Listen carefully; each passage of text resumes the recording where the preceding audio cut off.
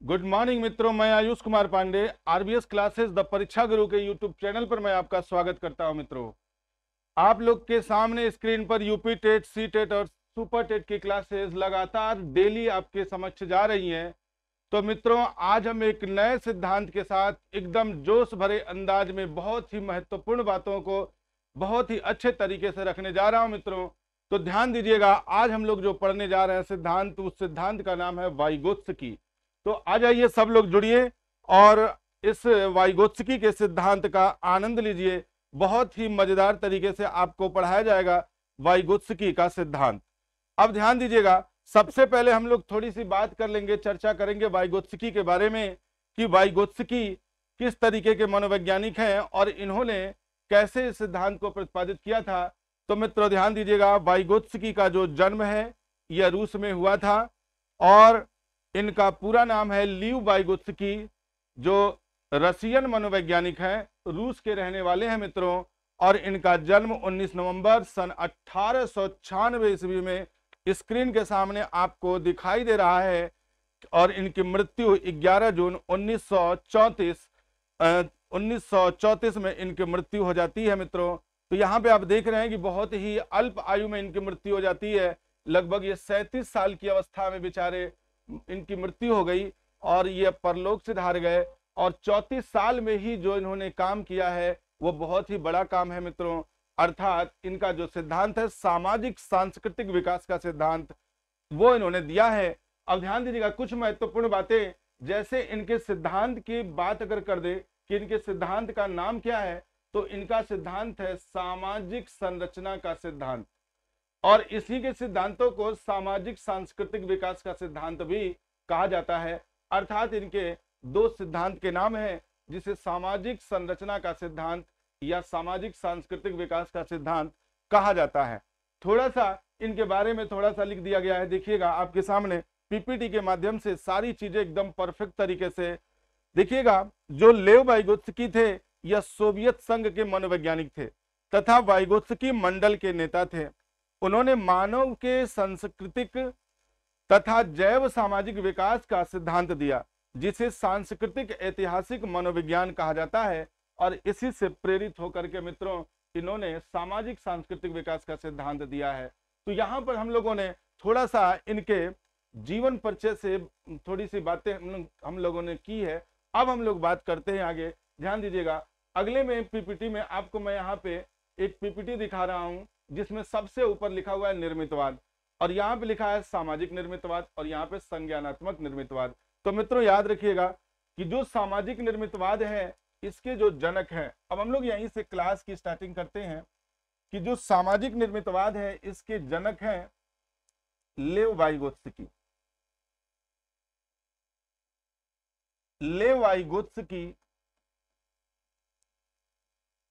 लेव वाइगोत्स्की इसी सामाजिक निर्मितवाद या सामाजिक संरचनावाद के वो क्या हैं, जनक हैं। और संज्ञानात्मक निर्मितवाद के जो जनक हैं उनका नाम आप लोग जानते ही हैं, जीन पियाजे जी हैं। दोनों लोग के सिद्धांतों में थोड़ा सा अंतर आता है, उसी अंतर को आज हम लोग देखेंगे भी और कैसे इन्होंने सिद्धांत को दिया इसको भी देखेंगे। लेव वाइगोत्स्की के सिद्धांत का नाम है मित्रों सामाजिक सांस्कृतिक सिद्धांत। सामाजिक सांस्कृतिक सिद्धांत इनका सिद्धांत है। अर्थात आप बोल सकते हैं सामाजिक सांस्कृतिक विकास का सिद्धांत इन्होंने दिया था। और जीन पियाजे को आप जानते हैं, जीन पियाजे का संज्ञानात्मक विकास का सिद्धांत, संज्ञानात्मक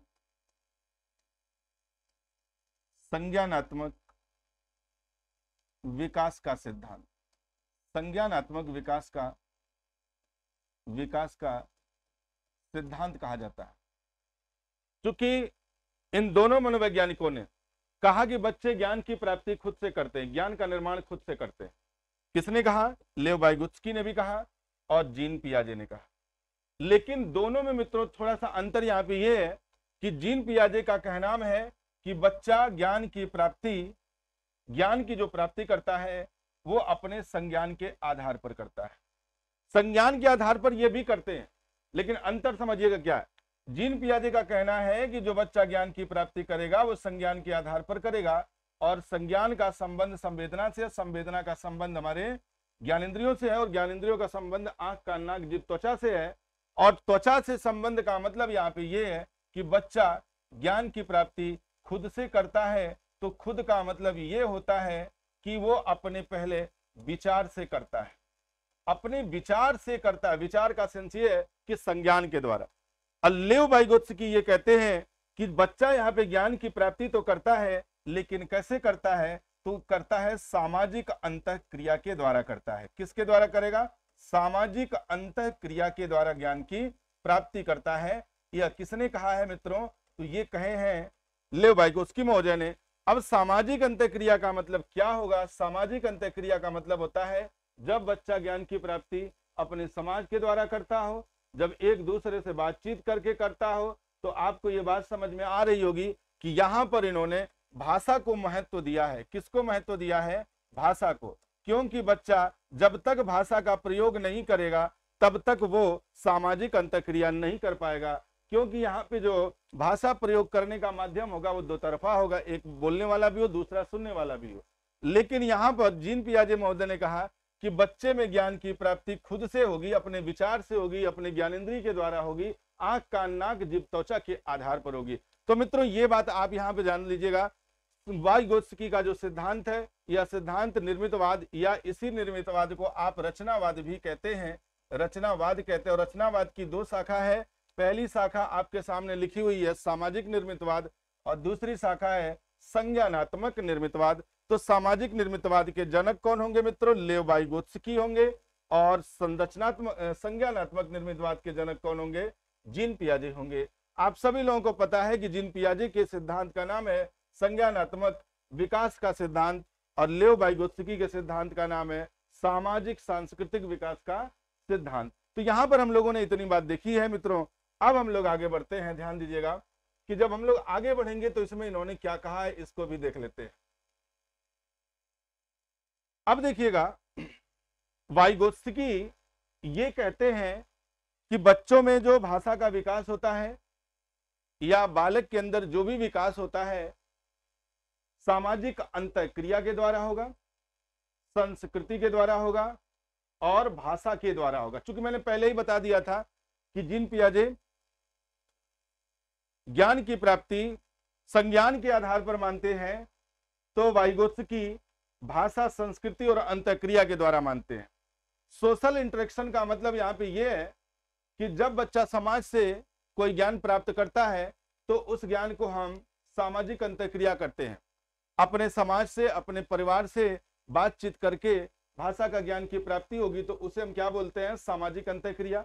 बच्चे के ऊपर प्रभाव संस्कृति का भी पड़ता है। संस्कृति के प्रभाव का सेंस यहाँ पे ये है मित्रों कि जो हमारी संस्कृतियां हैं, जो पुराने समय से चली आ रही हैं, वो संस्कृति भी हमारे बालक के विकास में सहायक होती है। तो कल्चर जो होता है वो भी हमारे बालक में विकास का क्या करता है? सहायता करता है। और भाषा भी बहुत प्रभाव डालती है मित्रों, कि अगर भाषा नहीं होगी तो बालक के अंदर अंतःक्रिया की प्रक्रिया नहीं हो पाएगी। इसलिए इन्होंने सामाजिक अंतःक्रिया शब्द, संस्कृति और भाषा, तीन को जो है इन्होंने ये समझ लीजिए हथियार बनाया है सामाजिक भाषा विकास, सामाजिक विकास सिद्धांत के अंतर्गत। तो यहाँ पे इन तीन शब्दों का बड़ा ही महत्व है, क्योंकि वाइगोत्स्की का जो सिद्धांत है वो इन्हीं तीन शब्दों पर आधारित है। बालक में ज्ञान की जो प्राप्ति होगी वह सामाजिक अंतःक्रिया के द्वारा होगी। संस्कृति का भी प्रभाव देखने को मिलता है, और भाषा का भी प्रभाव बहुत जबरदस्त तरीके से मिलता है। तो मित्रों आप लोग ध्यान दीजिएगा, जीन पियाजे और वाइगोत्स्की दोनों लोगों ने विकास की बात तो कही है, दोनों में ज्ञान का विकास होगा। लेकिन देखिएगा, जीन पियाजे कहते हैं कि बालक में पहले विचार आता है, भाषा बाद में आती है। जीन पियाजे ने कहा, ध्यान दीजिएगा बहुत ही महत्वपूर्ण पॉइंट है, जीन पियाजे ने कहा है, जीन पियाजे का मानना है कि बालक में विचार पहले आता है, बालक में विचार पहले आता है, बालक में विचार पहले आता है, भाषा बाद में आती है, भाषा बाद में आती है, बाद में आती है। विचार पहले आता है, भाषा बाद में आती है। कहने का सेंस इनका क्या था, अब इसको थोड़ा समझ लेते हैं। विचार पहले आएगा, भाषा बाद में आएगी, इसका क्या मतलब है यहाँ पे? तो विचार का मतलब यह है कि जब बच्चे, नवजात शिशु की हम बात कर लें कि जब नवजात शिशु जन्म लेता है तो क्या उसे किसी वस्तु की आवश्यकता नहीं होती? होती है। तो वो अब उस वस्तु को मांगने के लिए, जैसे मान लीजिए एक नवजात शिशु है, उसे दूध की जरूरत है, तो दूध कैसे मांगता है? अपने विचार के द्वारा, अपनी भावना को प्रकट करके। जैसे नवजात शिशु रो करके, चिल्ला करके, हाथ पैर पटक करके वो क्या करता है? अपनी आवश्यकता की पूर्ति करता है। अर्थात वो भाषा का प्रयोग नहीं करता, लेकिन फिर भी उसे जिस चीज की जरूरत पड़ती है, बच्चा यहाँ पर उस चीज को मांग लेता है। किसके माध्यम से? विचार के माध्यम से। इसीलिए कहा जीन पियाजे ने कि विचार पहले आता है और भाषा बाद में आती है, क्योंकि इन्होंने जो सिद्धांत दिए हैं जीन पियाजे ने, वो जन्म से दिया है। अर्थात आप जीन पियाजे की पहली 4 अवस्था का नाम आप जानते होंगे, जिनमें पहली अवस्था है संवेदी गामक अवस्था, दूसरी अवस्था है मित्रों पूर्व संक्रियात्मक अवस्था, तीसरी अवस्था है मित्रों मूर्त संक्रियात्मक अवस्था, और चौथी अवस्था है अमूर्त संक्रियात्मक या औपचारिक अवस्था। तो इस तरीके से 4 अवस्था है, और पहली अवस्था जन्म से इन्होंने ली है, तो इसलिए विचार से ही यहाँ पे बच्चा ज्ञान की प्राप्ति करता है। अभी यहीं पे रुकिएगा। वाइगोत्स्की महोदय का क्या कहना है, ध्यान दीजिएगा। वाइगोत्स्की महोदय का ये कहना है कि बालक में विचार पहले आता है, विचार पहले आता है, भाषा बाद में आती है। विचार, वाइगोत्स्की ने कहा है, विचार नहीं, यहां पे ऐसे कर देंगे। वाइगोत्स्की ने कहा कि भाषा पहले आती है बालक में, भाषा पहले आती है तथा विचार बाद में आता है, विचार बाद में आता है। अब मेरी बात समझिएगा, विचार पहले आती है, भाषा बाद में आता है, ये जीन पियाजे ने कहा, और यहां पर वाइगोत्स्की ने कहा भाषा पहले आती है, विचार बाद में आता है। अब मेरे कहने का मतलब यहाँ पे ये है कि इन्होंने भाषा को प्रमुखता दी है और इन्होंने विचार को प्रमुखता दी है, तो दोनों में थोड़ा सा अंतर होता है, क्योंकि इन्होंने जो बच्चों की आयु मानी है वो लगभग 4 वर्ष से मानी है। तो 4 वर्ष से मानी है, तो 4 वर्ष का बच्चा जब किसी चीज की आवश्यकता पड़ती है तो वो भाषा का प्रयोग करता है। भाषा का क्या करता है? भाषा का प्रयोग करता है। और इन्होंने विचार क्यों दिया? क्योंकि नवजात शिशु भाषा का प्रयोग नहीं कर पाएगा जन्म के समय, इसलिए इन्होंने विचार की बात कही है। तो ध्यान देना है, 4 वर्ष का बच्चा भाषा का प्रयोग करता है, इसलिए इन्होंने कहा कि विकास जो होगा भाषा के आधार पर होगी।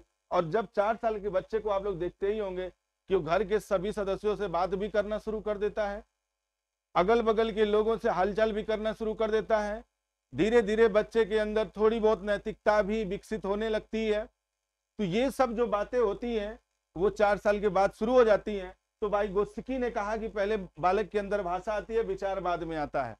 तो ये दोनों लोग का कहना था, इसीलिए इनका ये मानना है कि जो सामाजिक अंतःक्रिया होती है, जो भाषा होती है, जो संस्कृति होती है, ये बालक के अंदर कूट कूट के भर जाती है। तो इन्होंने जन्म से नहीं लिया इसलिए इन्होंने ऐसा किया, और इन्होंने जन्म से लिया इसलिए इन्होंने विचार पर बल दिया।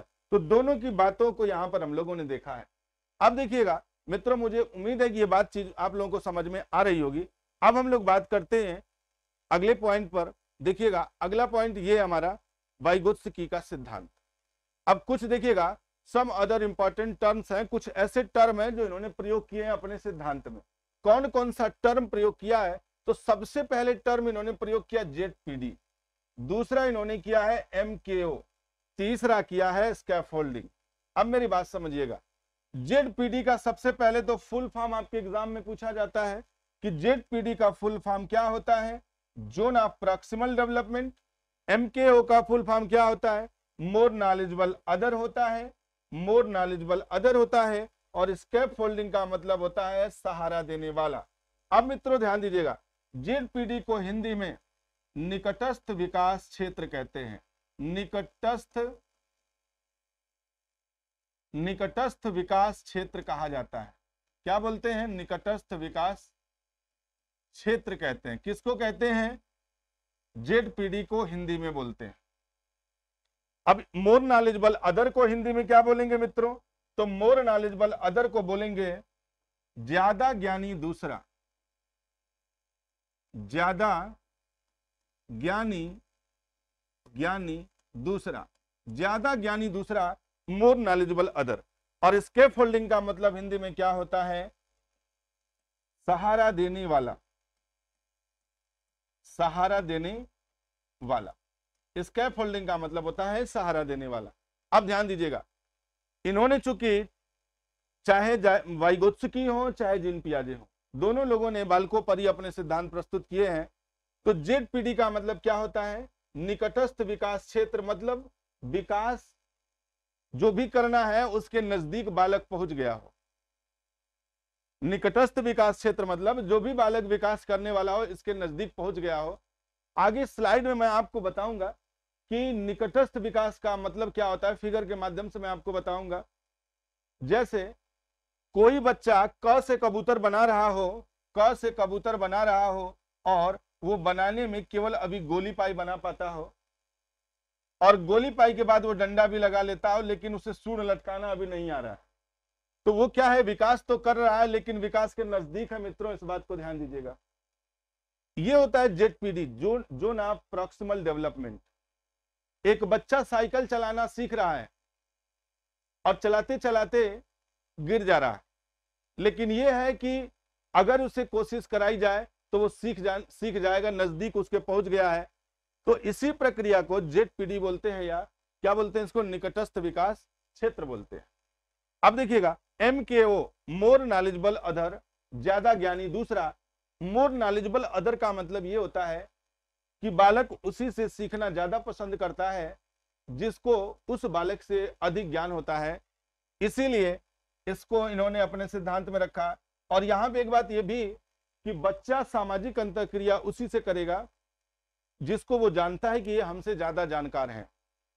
तो ये सीखने के क्षेत्र में, सीखने का जो इन्होंने विकास का जो इन्होंने सिद्धांत दिया है, यह सीखने के क्षेत्र में भी काम आता है। हम उसी से ज्ञान की प्राप्ति करना ज्यादा पसंद करते हैं जो हमसे ज्यादा ज्ञानी होता है। आपको यदि ये पता हो कि जो आपका मास्टर पढ़ाने वाला है वो आपसे कम नॉलेज रखता हो, तो क्या आप उससे पढ़ना पसंद करेंगे? नहीं पसंद करेंगे। तो इन्होंने MKO मोर नॉलेजेबल अदर की बात कही है। आप देखते होंगे छोटे बच्चे को विश्वास होता है कि मेरे पापा यदि मुझे साइकिल चलाना सिखाएंगे तो हमें साइकिल चलाना आ जाएगा। तो मित्रों इसीलिए बच्चा एकदम कॉन्फिडेंस में होकर पीछे बैठता है और पिताजी उसे धीरे धीरे चलाते चलाते छोड़ देते हैं। तो जब छोड़ते हैं तो बच्चा डर जाता है और साइकिल से गिर जाता है, और वो कहता है कि पापा मुझे विश्वास था कि आप छोड़ेंगे नहीं, लेकिन आपने मुझे छोड़ दिया। लेकिन धीरे धीरे बालक करके सीखता है। तो यहां पर मोर नॉलेजेबल अदर का मतलब यहाँ पे यही है कि बच्चे उन्हीं से ज्ञान की प्राप्ति ज्यादा करना पसंद करते हैं जो उस बालक से अधिक ज्ञानी होता है। अब देखिएगा, स्कैप फोल्डिंग का तात्पर्य क्या है, इसे समझते हैं। स्कैप फोल्डिंग का मतलब होता है सहारा देना। जो बालक को सहारा देने वाले होते हैं, स्कैप फोल्डिंग का मतलब ये होता है कि जो बालक को सहारा देने वाले होते हैं, जैसे उसके माता पिता, भाई, चाचा चाची, बहन, बड़ी सिस्टर या बुआ, ताई, जो भी घर में होते हैं, समाज का कोई भी दोस्त, मित्र, अध्यापक जो भी है, वो सब स्कैप फोल्डिंग के अंतर्गत आते हैं। आपसे एग्जाम में कई बार ये भी सवाल बना है मित्रों कि निम्न में से कौन स्कैप फोल्डर है। तो स्कैप फोल्डिंग का काम कौन करता है? जो बालक को सहारा देता है। तो जैसे माता पिता बालक को सहारा देते हैं, किस रूप में? खाना खिला रहे हैं तो उसको सहारा दे रहे हैं, साइकिल सिखा रहे हैं तब सहारा दे रहे हैं, बच्चा स्कूल जा रहा है तब सहारा दे रहे हैं। बहुत सारे क्षेत्र बनते हैं सहारा के। तो याद रखना है मित्रों, यहाँ पे स्कैप फोल्डिंग का मतलब होता है सहारा देना। जेडपीडी का फुल फॉर्म क्या होगा? जोन ऑफ प्रॉक्सिमल डेवलपमेंट, उसको हिंदी में बोल सकते हैं निकटस्थ विकास क्षेत्र। और MKO का मतलब होता है मोर नॉलेजेबल अदर, ज्यादा ज्ञानी दूसरा।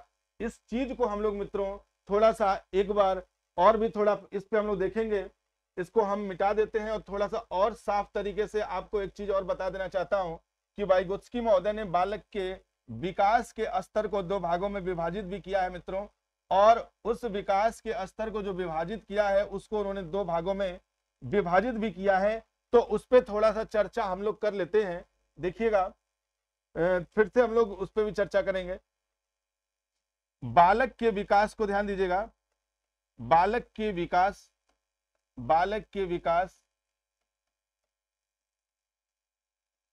के स्तर को दो भागों में विभाजित किया गया।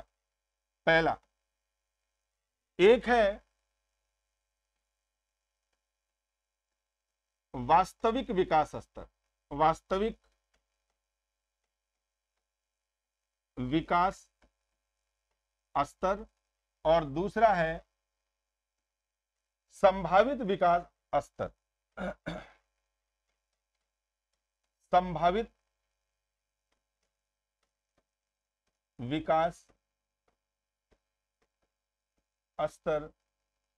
यहां भी दो स्तर हैं। बालक के विकास के जो स्तर बताए इन्होंने, दो प्रकार के स्तर बताए, दोनों पे हम लोग बात कर लेते हैं। यहां पे पहला है वास्तविक विकास स्तर और दूसरा है संभावित विकास स्तर। अब यहां पर देखिएगा, वास्तविक विकास स्तर क्या होता है?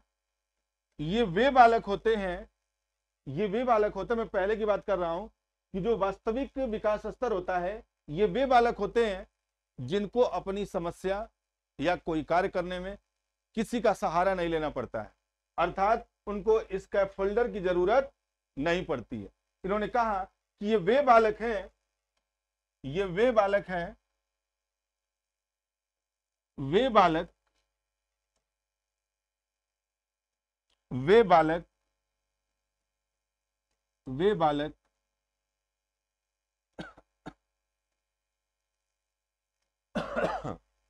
वे बालक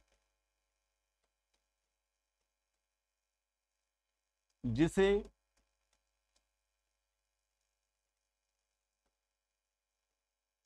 अपने कार्य करने में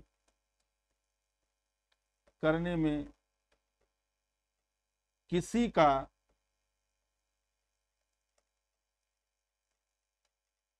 सहारा नहीं लेना पड़ता, ऐसे बालक को वास्तविक विकास स्तर का बालक कहा जाता है। वे बालक जो अपने कार्य करने में किसी का सहारा नहीं लेते हैं या नहीं लेना पड़ता है, उसी को हम क्या बोलते हैं? वास्तविक विकास स्तर।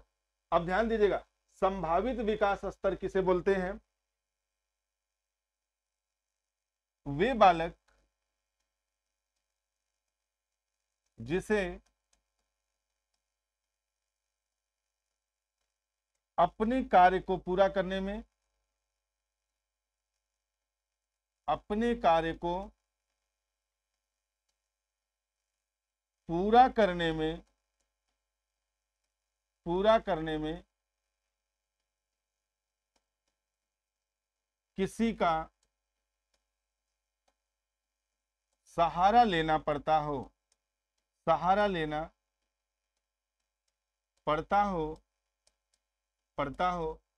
उसे हम संभावित विकास स्तर का बालक कहते हैं। वे बालक जो किसी का सहारा लेते हैं, जो सहारा लेगा संभावित विकास स्तर होगा, जो सहारा नहीं लेगा वो वास्तविक विकास स्तर होगा। तो यहां पर हम आपको देखिएगा जेडपीडी, एमकेओ और स्कैफोल्डिंग पर चर्चा थोड़ा फिगर के माध्यम से कराते हैं। अब देखिएगा, यहां पर कुछ फिगर्स मैं आपको दिखा रहा हूं। पहले फिगर में आप देख रहे हैं वह बच्चा जिसे साइकिल चलाते समय या वह बच्ची जिसे साइकिल चलाते समय अपने माता या पिता, अपने पिता का क्या लेना पड़ रहा है? सहारा लेना पड़ रहा है। तो पिता इसके क्या हो गए? स्कैफ होल्डर हो गए, स्कैफोल्डर हो गए, है ना मित्रों? तो यहां पे इसके पिता क्या बन गए? स्कैफोल्डर बन गए, होल्डर बन गए। और यहां पर बच्ची की माता क्या बन जाती है? सहारा देने वाली हो जाती है, स्कैफोल्डर हो जाती है। ये सहारा दे करके बच्चे को साइकिल चलाना सिखाते हैं। पहले फिगर में आप लोग देख रहे हैं कि बच्चा साइकिल चलाना अभी नहीं जानता और इसके पापा जो है साइकिल चलवाते हैं और यहाँ पर बच्ची के मम्मी जो है वो साइकिल चलाना सिखाती है। तो ये इसके क्या है, इसके फोल्डर ध्यान दीजिएगा। अब हम लोग दूसरे फिगर पे चलते हैं और यहाँ पे देखिए कि यहाँ पर पिता साइकिल तो चलवाता है, पिता साइकिल चलवाता है, लेकिन पिता धीरे धीरे इसे छोड़ने अभी शुरू कर दिया है, पीछे से अब सहारा देना छोड़ दिया। आप देखिए यहाँ पर भी पिता अपनी बच्ची को छोड़ दे रहा है, यहाँ पर भी पिता अपने बालक को छोड़ दिया, यहाँ पर भी पिता अपने बालक को छोड़ दिया। मतलब ये वास्तविक विकास स्तर है बालक का, वास्तविक विकास स्तर है, वास्तविक विकास स्तर बोलते हैं इसको। और इसको जो है वास्तविक विकास स्तर बोलते हैं क्योंकि अब बालक को सहारा लेने की जरूरत नहीं पड़ रही है, केवल इसे देख रेख की जरूरत है। यहाँ पर बच्चे को अब किसी की जरूरत नहीं, बल्कि बच्ची खुद अपने से साइकिल चला रही है। तो यहाँ पर ये जो है बालक वास्तविक विकास स्तर पर पहुंच जाता है, वास्तविक विकास स्तर पर, वास्तविक विकास स्तर पर। तो यहाँ पर बच्चे शुरुआत में बच्चों को थोड़ा सा जरूरत पड़ती है सहारा की, स्कैफोल्डर की।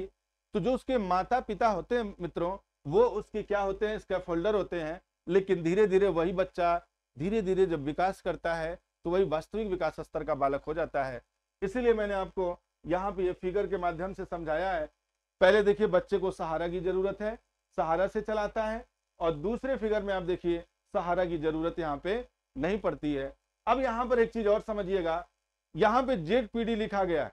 ZPD का मतलब होता है जोन ऑफ प्रॉक्सिमल डेवलपमेंट, निकटस्थ विकास क्षेत्र, विकास के निकट पहुंचने वाला है। उसी फिगर में हम लोग पहुंचते हैं कि निकटस्थ विकास क्षेत्र, यह अपने विकास के निकट पहुंच गया है। ZPD, वह बच्चा जो पहले साइकिल चलाना नहीं जानता था, अब धीरे धीरे चलाना सीख गया है, और वो कुछ समय के बाद वो साइकिल एकदम धड़ल्ले से चलाना शुरू कर देगा। निकटस्थ विकास क्षेत्र कहलाता है। अब देखिएगा ZPD का मतलब मैंने आपको बताया कि जोन ऑफ प्रॉक्सिमल डेवलपमेंट होता है। इसी के बाद मैंने आपको ये बोला MKO का मतलब होता है ज्यादा ज्ञानी दूसरा। जब तक बच्चे को ये नहीं लगेगा कि मेरे पिताजी हमसे अच्छा साइकिल चलाना जानते हैं, तब तक वो उनसे सीखना पसंद नहीं करेगा। एक छोटा बच्चा दूसरे छोटे बच्चे पर कभी विश्वास नहीं करता, और उसके पकड़ने पर वो साइकिल पर नहीं बैठता, क्योंकि उसे पता है कि ना साइकिल मुझे चलानी आती है ना बच्चे को चलानी आती है।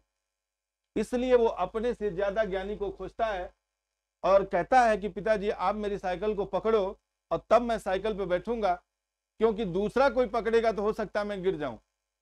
तो जिस पर फेथ होगा तो उससे वो पकड़वाएगा और धीरे धीरे आगे साइकिल चलाएगा। तो मित्रों, इस फिगर के माध्यम से आप लोग इतनी बात तो समझ पाए होंगे कि यहाँ पे जो बात कही गई है वो बहुत ही महत्वपूर्ण है।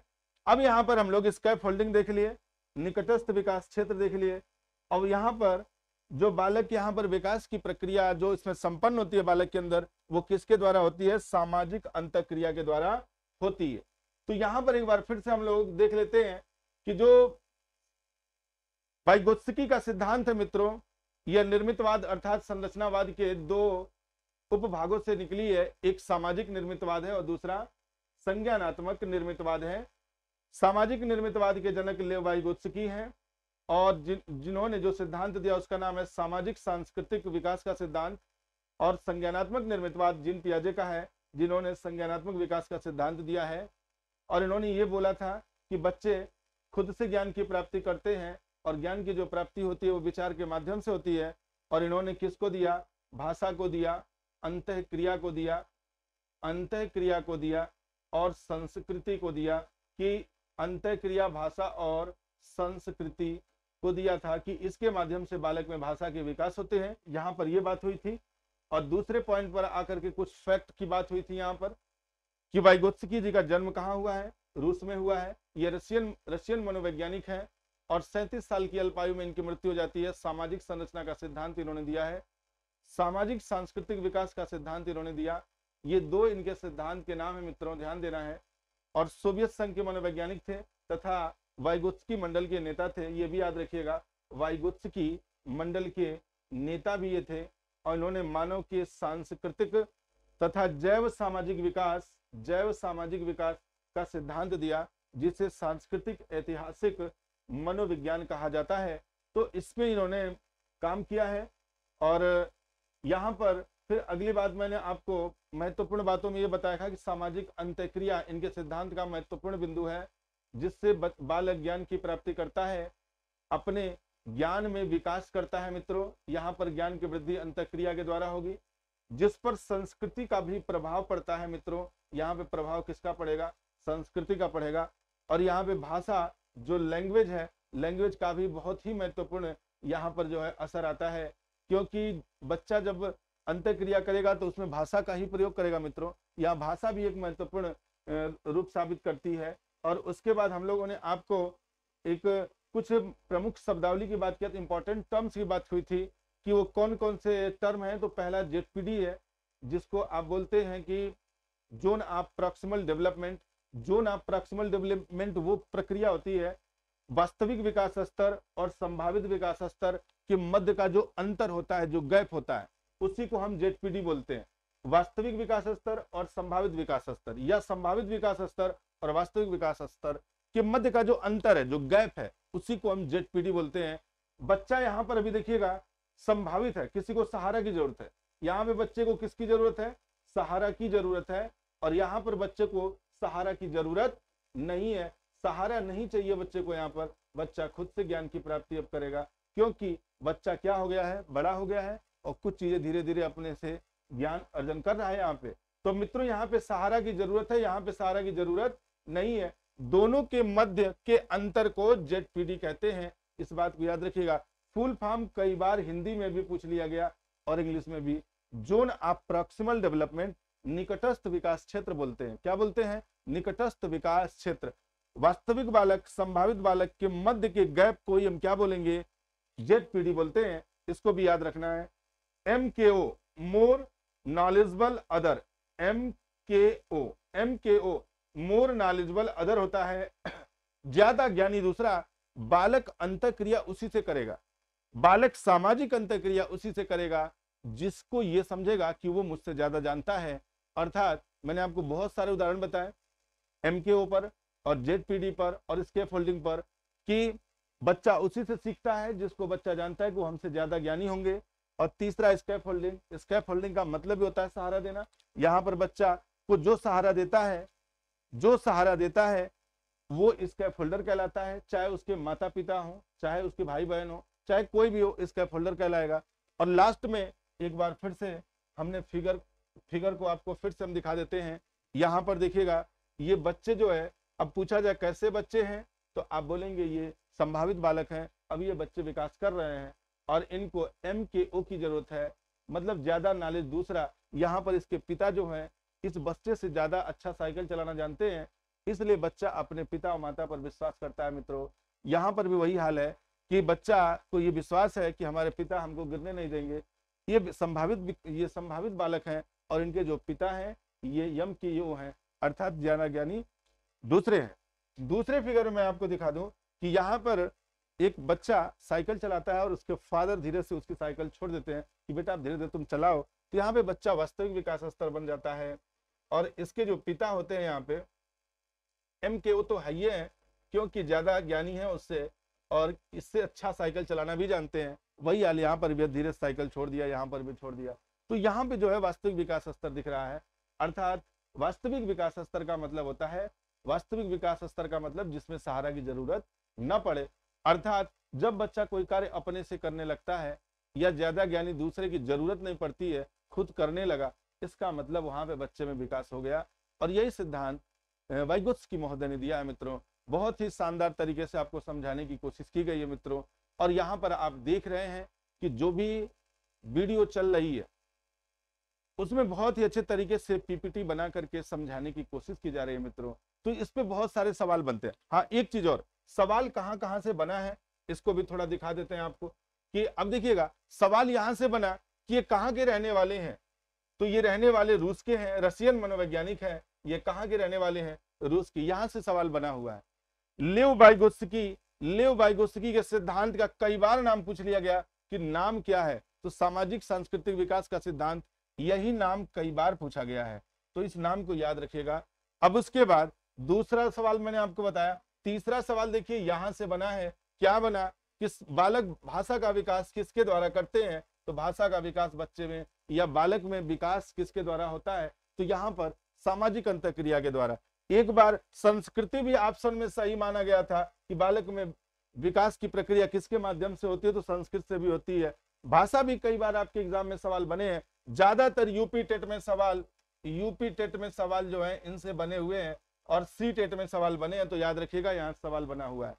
अब उसके बाद ध्यान दीजिएगा, एक सवाल एक बार यहां से भी बना, जेडपीडी कम से कम 5 बार पूछा गया सवाल है, जेडपीडी 4 से 5 बार पूछा गया, एमकेओ कम से कम 3-4 बार पूछ लिया जा चुका है, और स्कैफ फोल्डिंग में कम से कम 2 बार एग्जाम में पूछा जा चुका है।